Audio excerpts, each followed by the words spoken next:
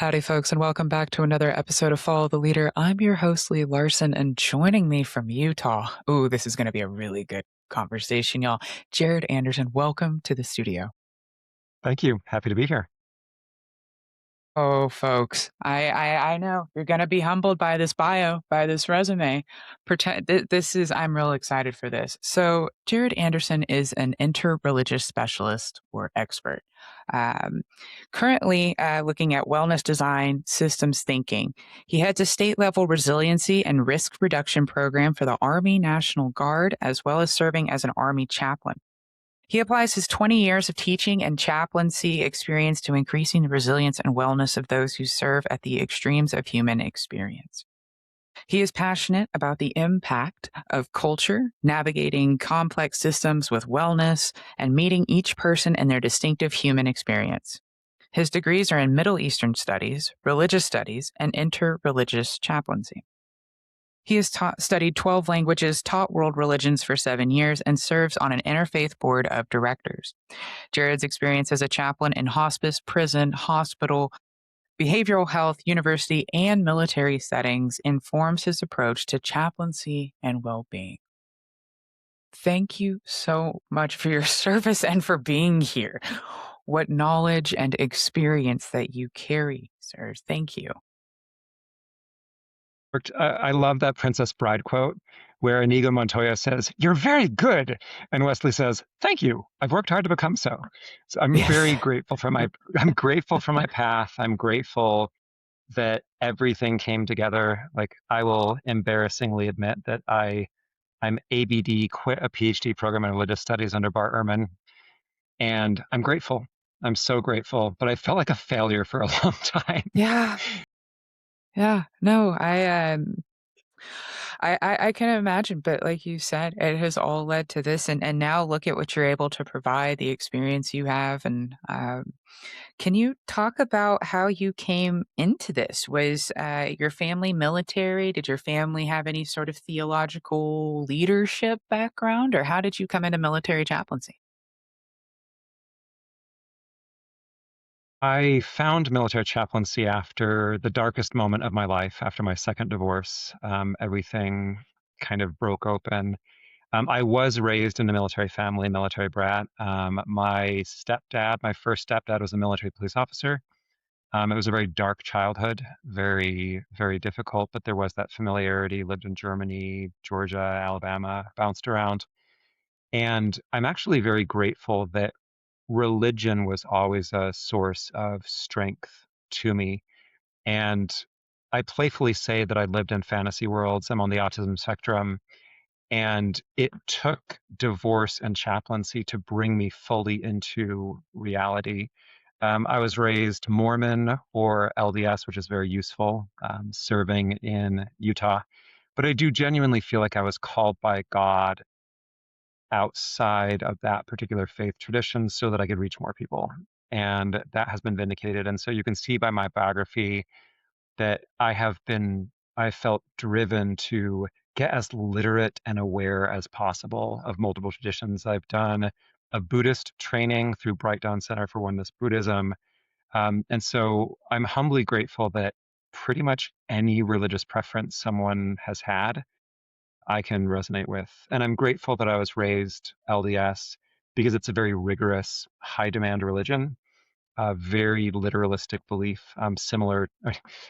I think evangelicals and Mormons conflict so much similar to Jesus and the Pharisees because there's a lot of commonality, right? Like there's that proselyting, there's that enthusiasm, there's Hmm. that certainty, that feeling of certainty. But we fight with our families, like we fight with those that we are closest to, and yet are working to become distinct from. But teaching world religions is what really shifted my own faith journey, where I saw that big picture, and I just didn't believe in a God anymore who'd be like, "Oh, it's really a shame that you're not part of that one little religion. I mean, my hands are tied." So I really believe, for me, God represents everything that is good and worthy and is bringing us toward that greater order. So I have a much more pluralistic approach to chaplaincy right now. And as I'm sure we'll get into, there's that paradox of chaplaincy and military chaplaincy in particular, where we need to serve everyone, but we also need to come from our very specific background. So I feel fortunate that my background, a bit meandering, but I really believe it has shaped me into someone who can serve pretty much anyone, and I'm grateful Mm. for that. So let's talk about that. What did that look like in practice, or what does that look like in practice since you're still serving to serve different people? Do you get to have that opportunity at the base that you're on, or is there a lot of pluralism um, there? Or There is a lot of pluralism. Utah, for better and worse, brings out extremes. The dominant LDS culture is so intense that everyone needs to raise the bar.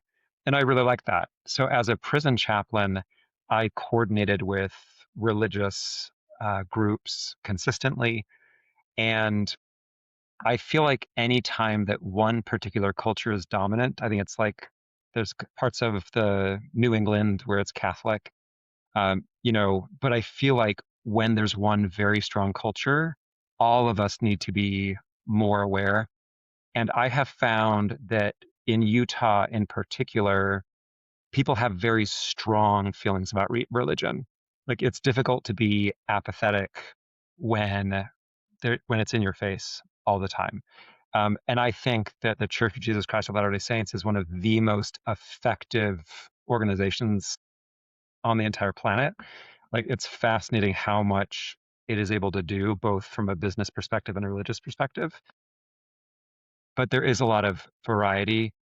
And one thing that's important to me is not to assume that you know what someone believes just because you know their religion. And I'm very sensitive to the fact of, if someone's unconscious and I look at their ID tag, I don't know much about them. I can make educated guesses, but I don't actually know. So I work at the local children's hospital. Currently, I also do active duty inpatient behavioral health and the Strong Hope program. And so my favorite question, and it happens to be most intense in the children's hospital, I say, where do you go for support? And that will give me any answer that I need. So as a chaplain, I find it helpful to keep my questions neutral and broad, kind of at that human experience level. Like, what is your relationship with your family? Not where's your mom? She's dead. Because we don't want to make those assumptions because we're going to cause harm. And so that's important where just because you know what the religion is on someone's ID tag, you don't actually know what their relationship is to that religion. And so I like asking that question a lot, where it's like, what is your relationship? I see your religious preference. Is it accurate? Is this what you want on your ID card? And then tell me more about it.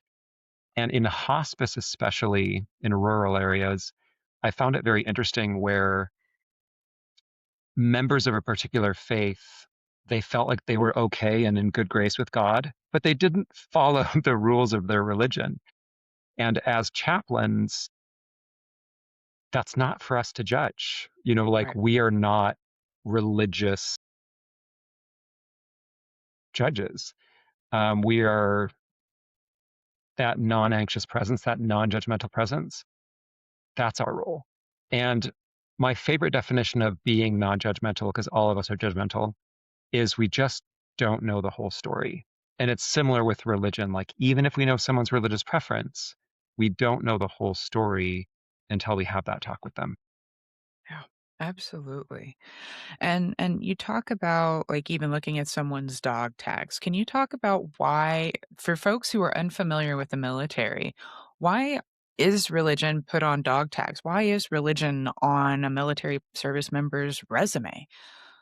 What does that mean? And what does it mean for access to resources and spiritual caregiving? Yeah, it's a great question. So, the mission of the Chaplain Corps is nurture the living, care for the wounded, honor the fallen. And when we're dealing with the wounded and the fallen, those who have died, that religious information on their ID tag tells us what, like, tells the chaplain what I need to do to respect their human dignity and their preferences. And so there's the blood type and then the religion. So the idea is that if a service member is unconscious, I come to them as a chaplain. This is the only information, like I'm working with the medics, chaplains and medics work very closely together. And so the medics are like, oh, this is the blood type. And as a chaplain, I say, this is the prayer type. I can be, flippant, dark humor comes with the territory.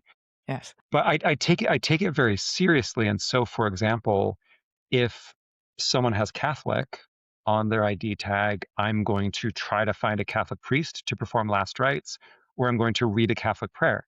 And that's what I do in my civilian clinical chaplaincy is I will say, I am not a Catholic priest. I'm working on finding a Catholic priest. There's that perform or provide.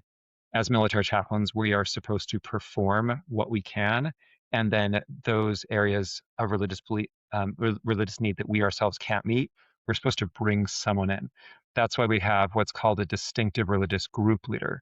And so we are supposed to bring in people who can provide for the religious needs. And so I really see it as honoring the human dignity and respect because there's a peace of mind, a readiness, and a courage that comes from knowing that your identity, your preferences will be respected, even if you can't speak for yourself, even if you're unconscious. And worst case, if you die in the line of duty, as a chaplain, it's my responsibility to respect their wishes. And it's their ID tag that tells me how to do that. So you talked about when someone comes to see you, you focus more on the human relationships to build a character background, to get to know them a little bit more. Um, and you've also talked about how strong, at least in Utah, religion is. From what you've seen or just institutionally, what does someone who maybe doesn't identify with a strongly represented religion, a faith, someone who has a non traditional pathway towards religion or has no religious preference at all, what does care look like for that service member? I think this is one of the most important questions we could possibly discuss. In my experience, and I have helped dozens and dozens of people at the end of their life, like probably low hundreds at this point. And I have found that if you have some sort of relationship to religion, you will go back to it in crisis. Like, even if you have a casual relationship with your faith, at the end of your life or in crisis, you want that prayer. You want that religious leader. You want your scripture. And that's why it's so important for us to talk about those who either have a traumatic relationship to religion, because that's important to name, or even a complex relationship to religion, or no preference. I imagine that in your podcast, you've talked about the nuns, NONES, that the demographic, no particular religious preference is the fastest growing demographic in the United States. And especially our military service members, like we are right there. And I have found that even if someone has a particular religious identification or a religious designation on their ID tag, they don't necessarily believe that. And so I think it's really important. And Hmm. this is by regulation, like Army chaplain regulation says that spiritual readiness, chaplain services are for those of any religion or none at all. And this is an area where I think we have room to grow in the chaplain corps. And I'm sure we'll talk more about this paradox of like the chaplain's in, faith background versus the service member's religious background. That said, it is a fundamental part of chaplain practice to center the caregiver. And this is an interesting paradox. I like to differentiate the missionary, the religious leader, and the chaplain. We know what a missionary is, right? Like it is the missionary's job to convert someone. What's a religious leader? I think a religious leader is a poster child. And this is why we feel that deeper sense of betrayal when religious leaders fail and fall short. Because at this deep intuitive level, we're like, they should be better. They should know better. And unfortunately, it's become a dark joke of like, of course, you know, that a certain unit in the prison is right next to the chapel because all the religious leaders are in that particular unit. But that's, I think, again, a religious leader, you're supposed to be an example of that tradition. You're supposed to be, you know, the rabbi is supposed to be an example of a good Jew, imam, a good Muslim, pastor, so forth. Now, a chaplain, by regulation, we kind of become transparent. You know, like our own faith, our own background is not what it's about. A chaplain, a mentor of mine that I respect deeply, said, in like 25 years of active duty military chaplaincy, my own beliefs have only come up a few times. And that's what it's supposed to be, because it's all about them. And I love that approach because our care as chaplains should be just, it should be fair, it should be respectful. That said, if someone, to put it mildly, like if someone has no religion or a particularly difficult relationship to religion, I think we have room to improve for the chaplain corps to know how best to provide. Now, that said, the regulations I think are quite good.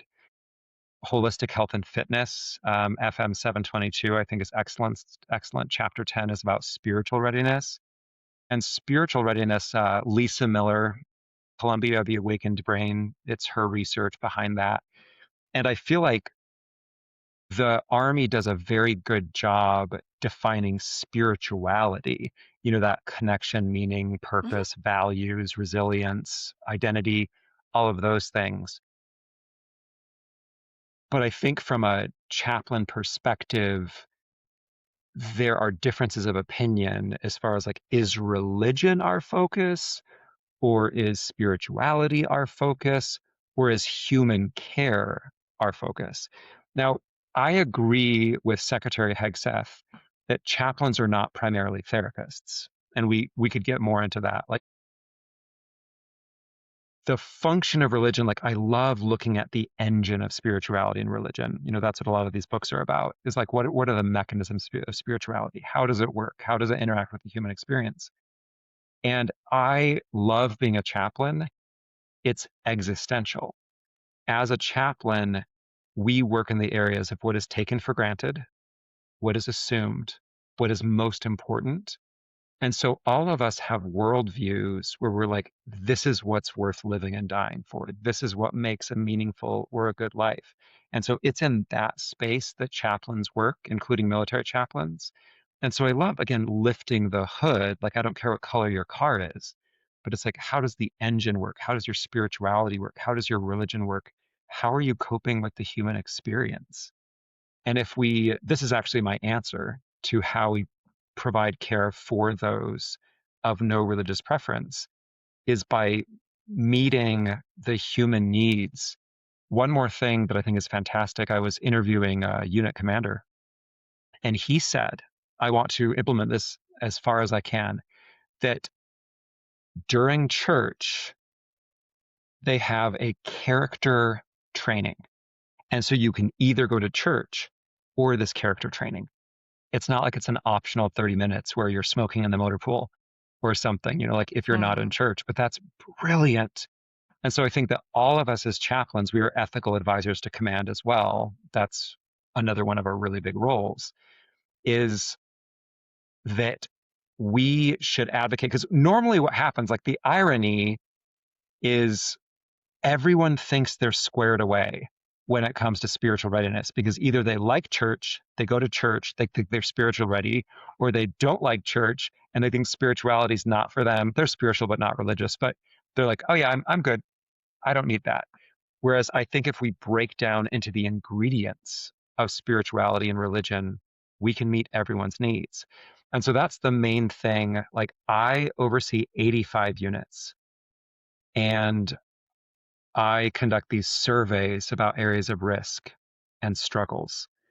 And almost every single soldier says, I need help. I need help with relationships. I need help with money. And I need help with resilience. And it is not common knowledge that when we say resilience, ready and resilient, that's literally the motto of the resiliency directorate that I'm part of. But we don't know what that means. And people are going to have very, very different understandings of the intersection of spirituality and resilience. But Lisa Miller in her research found that spirituality has like an 80 to 90% protectiveness factor against depression, self-harm, substance abuse, and suicide.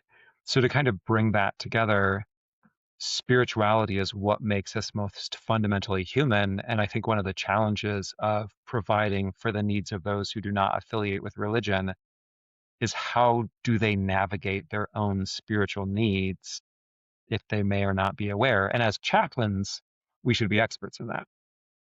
Yes. I know that was a Absolutely. lot. Are the demographics or the statistics of the religious makeup of either the general force, the chaplain corps, and then I know you're in Utah, so this could be for Utah or general tendencies, but who's serving in our military? So it's interesting. Like Utah is exceptional. And I do feel like I need to say again that just because something is on someone's religious preference, it does not speak to what their relationship is. So I talk to a lot of my soldiers who there's one thing on their dog tag, but they're like, I actually don't know what I believe, or like I just put this for my mom, or so there is that. However, the national average of just religion in general is about 60% Christian. Of that, about 40% Protestant, 20% Catholic. Um, the biggest difference is we are currently 24 to 28% unaffiliated, these nuns that we're talking about. And I haven't looked carefully at the demographics, but I would imagine that in the military, it falls roughly according to that. Utah's different. And then non-Christian religions between about 6 to 9%. Now, in the Utah Army National Guard, we are about 54% Latter-day Saint, which may be higher or lower than you would think. And then we're about 18% Protestant and 11% none. So that's still quite significant. Over 10% of our force is none, and then 9% Catholic, 3% unknown, over 200 pagans in the Utah Army National Guard. That's getting more popular. 90 other, 50 Buddhists, 30 Jewish, 20 Muslim, 10 Hindu. Kind of surprised that we have 10 Hindu. And in the chaplain corps, every single chaplain is LDS except Hmm. for two. Okay. And so that's super interesting. There's more religious diversity among the chaplain assistants, the religious affairs specialists, because, and we can probably get into like the making of a military chaplain, which is where it's coming from. So, religious affairs specialists or the chaplain assistants do not need to have any particular kind of like religious background or endorser, but every single chaplain needs to have a particular religious endorser. So, in our case, pretty much, so it's very interesting. We're about 50% of our force is LDS, but almost all of our chaplains are LDS. And I think it's Hmm. similar nationally.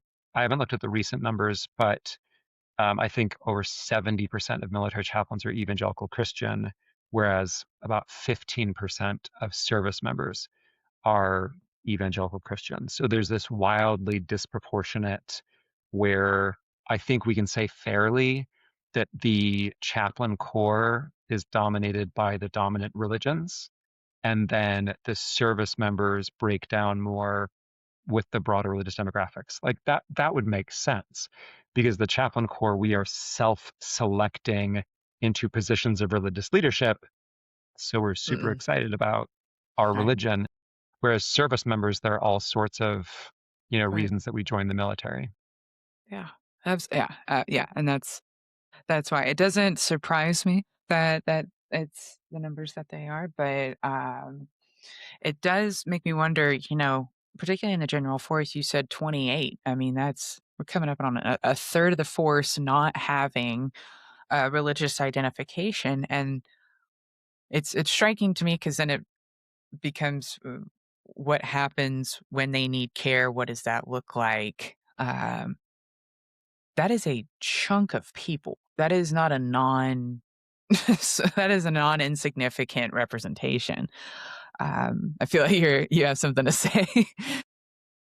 I think it's even more urgent than that because I think that we've been raised by consumerism and credit cards for the past 80 years. So, and I think that's part of the reason why you have this spiritual but not religious, no preference is like, oh, I'm good, I have an Xbox. And I'm being somewhat playful, but this is a very real problem and challenge because I don't think, and data show this, I do not think that we as a force are as spiritually ready, existentially resilient as before. Because in previous wars, I mean, yeah, we don't need to get lost in the weeds, but World War II is like a classic, easy example, right? There was a much more cohesive identity of like, what does it mean to be American? What does it mean? And like, very problematic. But the point that I want to make is like, not only do these like 30% have no religious preference, but that means that they have not articulated what is my why. And this is the main focus of the trainings that I give is you've probably seen Hacksaw Ridge. It's one of my all-time favorite movies. And I like to highlight, Desmond Dawes, Seventh-day Adventist, Andrew Garfield is an amazing human being. And I take apart the three things he says on that ridge. He says, one more, just one more. Like that's his why or his what, like what he's doing. And then he says, help me get one more. And then of course he's addressing God. Please, please God, help me get one more. And so I like asking service members, what's yours? What is your phrase? What is going to get you through your hardest moments? Um, do you know who Brandon Sanderson is? Like one of the most famous fantasy authors. So he has this suicide prevention coin. It has 988, the suicide prevention line or number, and it has a line from one of his books that says, "You will be warm again." And ever since I taught world religion, and he also has this really Wow. cool oath. He has this oath that you have to sign to like dedicate yourself to your life, like really powerful. And I'm getting somewhere important here because ever since I taught world religions, I've been obsessed with this question: if not religion, then what? And this is the answer that chaplains need to help service members get to. If you do not like, how do you meet your existential needs? How do you meet your resilience needs? How do you meet your meaning, purpose, value, identity, belonging, like all of these elements of spirituality? How do you meet them? And so one of my favorite resources is called Nerd HQ. It's related to Zachary Levi. He was very depressed. Therapy helped him. So Nerd HQ provides free therapy. And one of the most important things that I've learned in my suicide prevention training, and again, this is a great thing to address in this conversation, is specificity saves lives. Specificity saves lives. And religion, for better and worse, gives you specificity. Like the stronger the religion is, it will tell you what to do with your clothes. It will Yes, tell it you will. what to do with your Mhm. food. It will give you all these details. Whereas if you do not have a religious preference, which as we've discussed, we're looking at 30% of Yeah. our citizens and our force, I think that is the most urgent thing that chaplains can provide is to help them get to their specifics of what will get you through your hardest moment.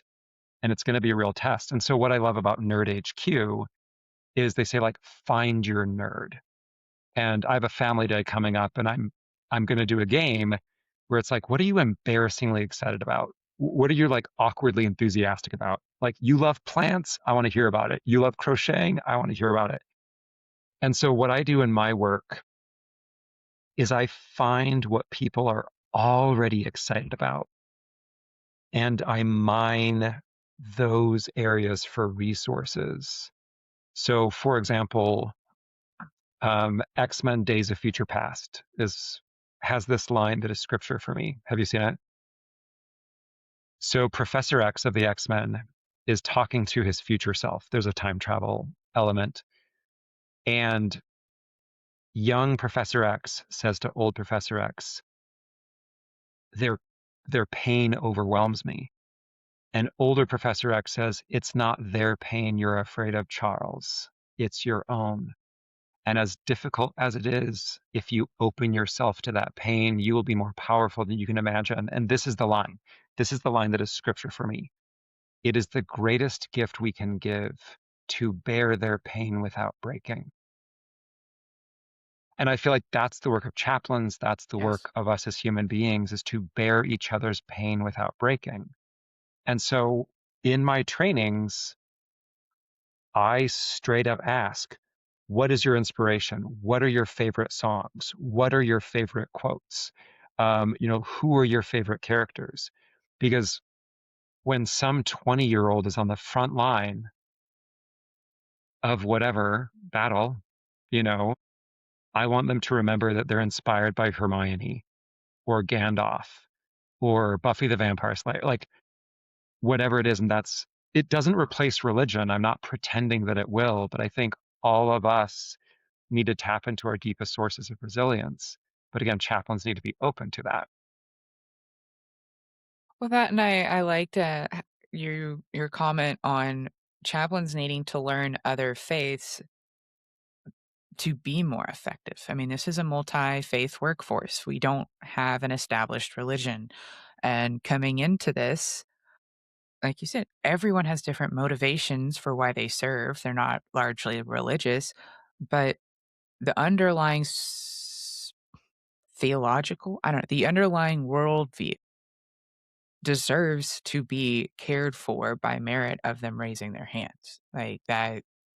And it is a really interesting just conversation because the military seeks to uniform its troops, to dehumanize and to make uniform its troops so that they serve as part of this machine.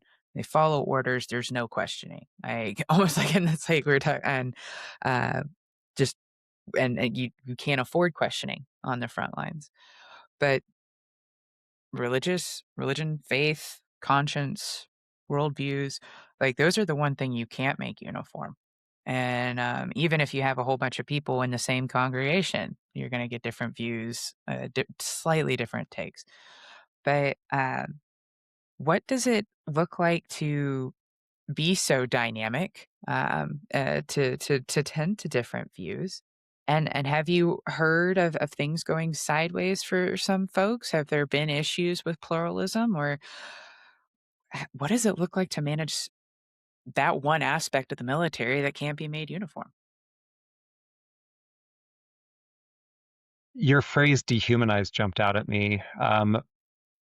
One of the things that I take most seriously as a chaplain is our role, our mission is exactly that, to protect the humanity, to protect and preserve the humanity of the force. We are ethical advisors to command. And you rightly touch on this paradox of how can we make our force uniform enough to accomplish the mission while also protecting humanity and dignity. I mean, war is hell. War is a terrible, terrible thing. I'll, I'll make I'll make this joke because it's important. I used to not understand war crimes. It just seems so absurd to me, where it's like, good sir, if it is not too much of a hassle, would you please kill these 50,000 people like so, rather than like so? Like it seemed absurd to me until I realized that war kills humans. war crimes kill humanity.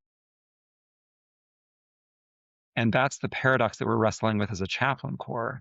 And it's a terrible thing. It's a terrible reality that as a chaplain, I am tasked to help, like, to help our nation fight and win its wars, right? Um, while also protecting as much humanity and dignity as possible. Right. And I think one of the biggest challenges to answer your question is I think a lot of service members don't understand what the role of a chaplain is because they just assume, oh yeah, that religion is, or that chaplain is that particular religion, or they just want to talk to me about religious stuff. And very often service members will turn to chaplains because they don't really have anyone else. Chaplains, as you're aware, are the most embedded helper in the military, especially in the Army, where we are deployed, we are front lines, we jump out of planes, like we are emotional service animals, like we are right with them in what they're doing. And so like go talk to the chaplain is very normal. Like it's a very normal thing to say like, oh yeah, you're struggling with your marriage, you're depressed, and this is also very important. I would need to look at the statistics, but like psychological casualties are the number one thing that we're seeing is people who are pulled back from the front lines because they don't have the resilience, they don't have the mindset, they don't have the mental health to accomplish the mission. So this is so urgent. And behavioral health helps, but chaplains, again, are the most integrated force. And so I think service members, the service members can understand what a chaplain can do for them. And I think a chaplain also needs to understand how to provide for that service member. One of the most poignant situations I had as I was doing a unit visit after an arrest, like there was a betrayal of a member of that unit, and this very specialized soldier. He was in military intelligence, you know, counterintelligence. So it's very much in this complex area of human behavior. And he said, I don't need a religious leader right now. I need a chaplain. And I think that line captures so much of what we're talking about. So again, I think I put the responsibility on the chaplains. I think we as chaplains need to be aware of the diversity of religious expression, right? Um, and I think that we need to earn the service members' trust. And I have one of the most surprising things is I have had multiple soldiers go to me and say, I don't want to talk to a chaplain of my own faith because I know what they'll tell me about my bad habits, about my divorce, about this. Like I know what my religion believes. Like I don't need, and I say this so respectfully, like this is just about the work and it's about what works. It's ironic. Like I have found that you would think, now granted, with religious services, sure, obviously, like we want the chaplain that can provide for the religious services, but there are already distinctive religious group leaders. Like the services will be taken care of. In the day to day, in my experience, military chaplains are closest to hospital chaplains. Because as a hospital chaplain, I walk into a room, I don't know what's going on. The people who go to a chaplain are the ones who are struggling, not the ones who are totally cool with everything going on in their lives. And so I need to find out what's going on in that person's life. And then I need to find out this is too brief, but I like the summary that social workers and therapists connect you to external resources, chaplains connect you to internal resources. And so as a chaplain, my role, and also we connect to external resources, but our main lane is to connect our service members to their own internal resources. And so if a chaplain has a stereotyped or biased understanding, which we all do, we just need to deal with it, and compensate for it. If we have a particular, like, oh, this service member is my same faith, I'm going to make assumptions and judgments about what that looks like. So there are these two paradoxes where if a service member is of our same faith, because it's worth saying out loud, as I'm sure you have in other episodes, that every single military chaplain needs to have a very specific religious endorser. That is not true in most civilian chaplaincy. In most civilian Mm-hmm. chaplaincy, chaplains are interfaith. Like, I am an interfaith chaplain. Like, it doesn't matter what my own background is, I'm just going to take care of you. Whereas Right. because military chaplains need specific religious endorsers, and I have been asked, like, who's your endorser? What's your background? All of this kind of thing. There's that challenge of, if you are the same faith background, you're going to make assumptions. Yeah. And then if you are different faith backgrounds, um, there's going to be challenges. And so I think the solution is humility, humility, like a humble competence where we don't make those assumptions and we stay curious. And that's why I love asking soldiers, tell me, like, again, like, where do you go to support? That's going to give me, for support, that's going to give me the most important answers. But I ask, like, tell me about your relationship to religion. Like, tell Yeah. me about your relationship with church or whatever. Like, what's your background? So those broader, non-assuming questions.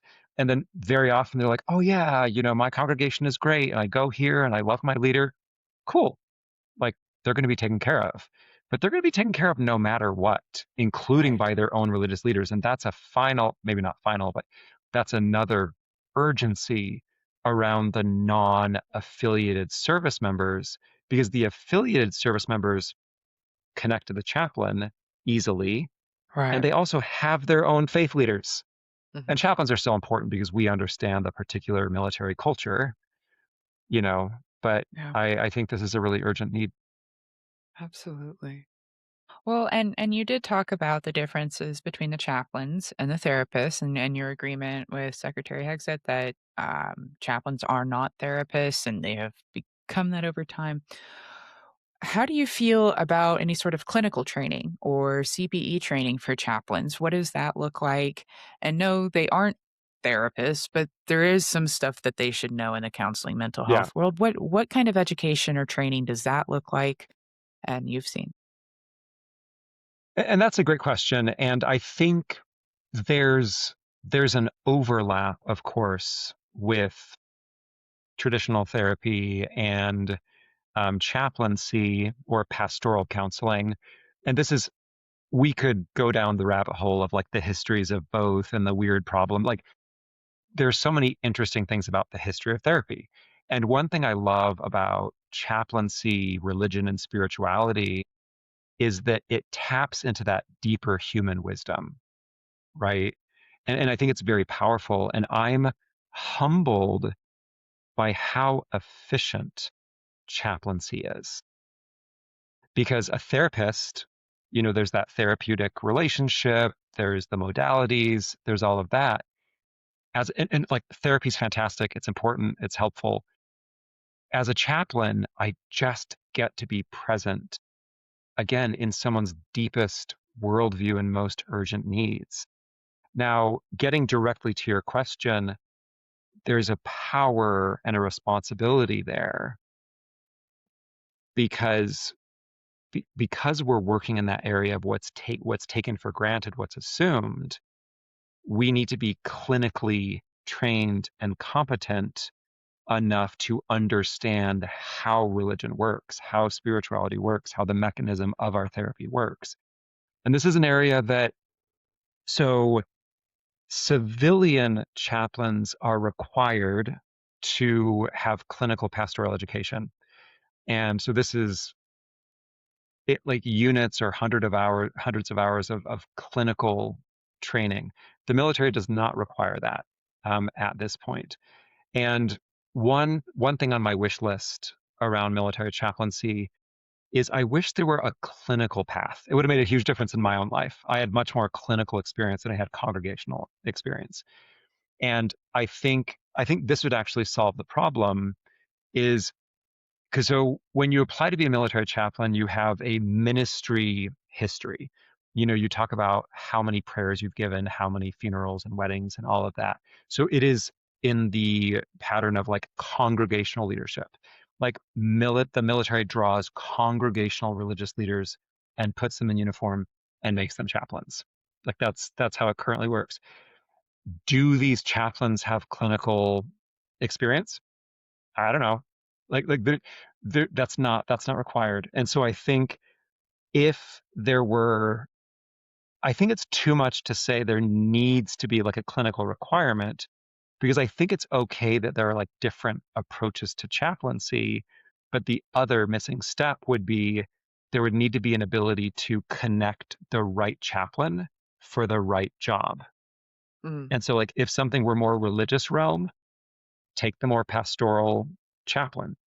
But with the clinical issues, and this is the most haunting and important summary that I got from clinical pastoral education, and I'm a board certified chaplain, like, is care beyond competence does harm.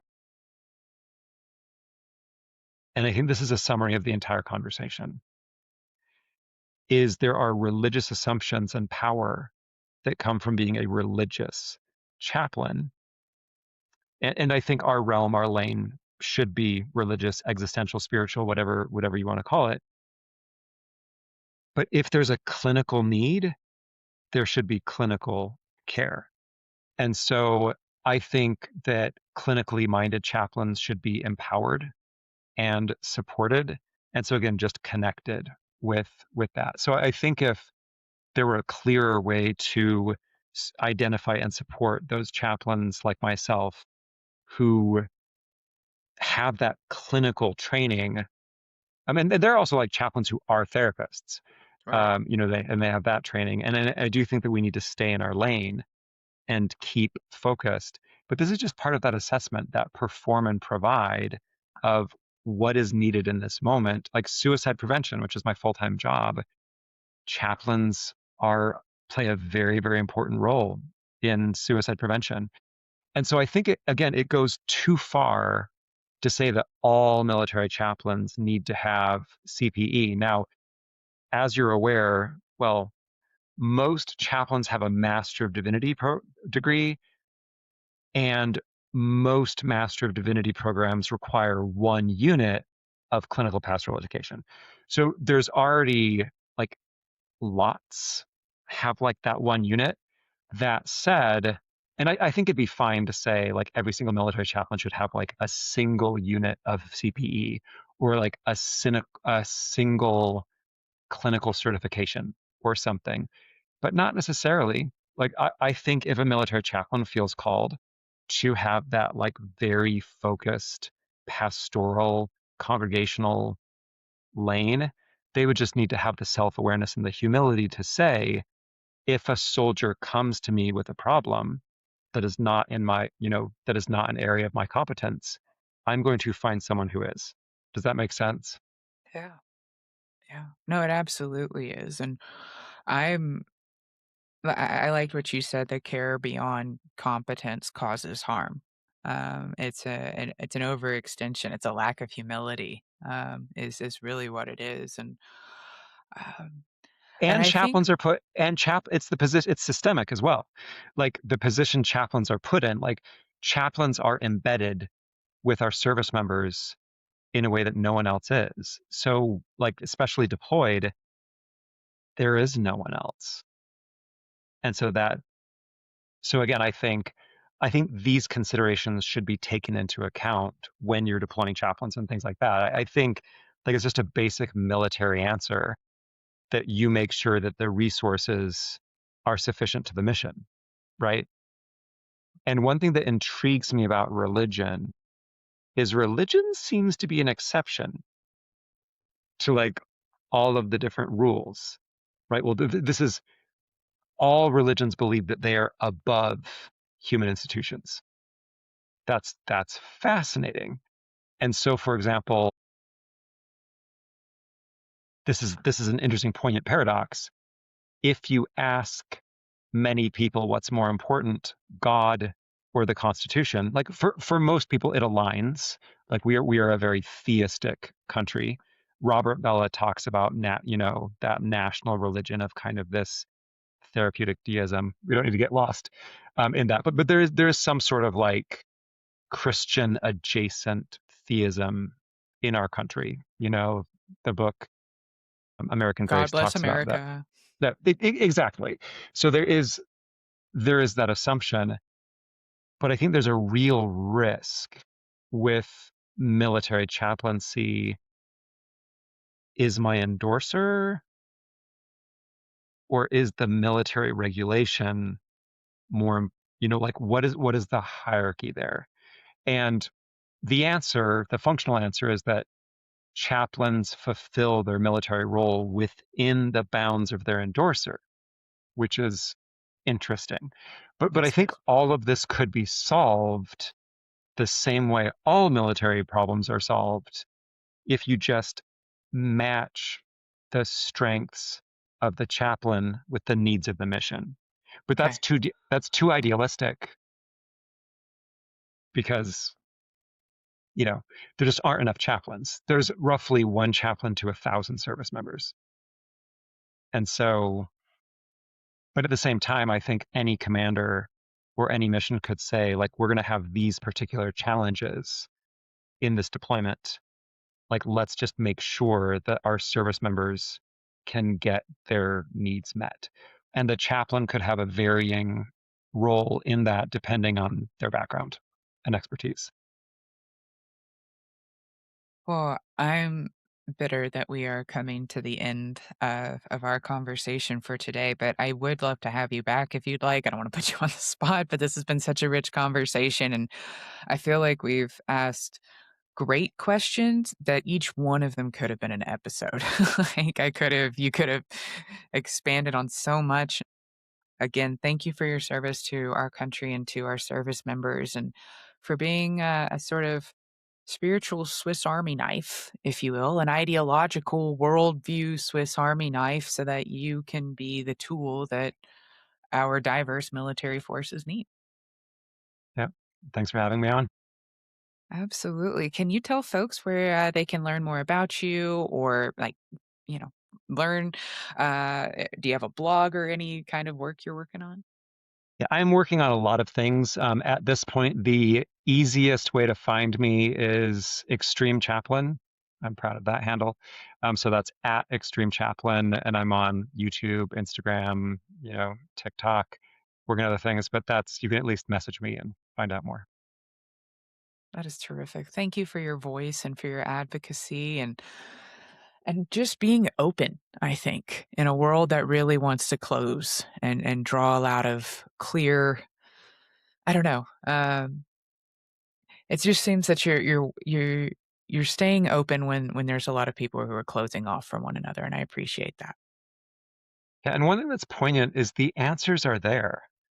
Like it's clear in regulation, and I personally love that wrestle of hierarchy of values, hierarchy of allegiances. And I think that's something that each of us needs to figure out and navigate. And I'm grateful to be part of that conversation. Oh, well, it certainly needs your voice. Well, folks, this was Jared Anderson again joining us from Utah, Army National Guard chaplain, and of course, many other chaplain. We have prison and hospital and behavioral health. So certainly a wellspring of chaplaincy experience and knowledge. Y'all, let me know what y'all thought of this conversation down in the comments. Don't forget to like, follow, and subscribe. Y'all know the drill. This has been another episode of Follow the Leader. I'm your host, Lee Larson, and until next time, see ya.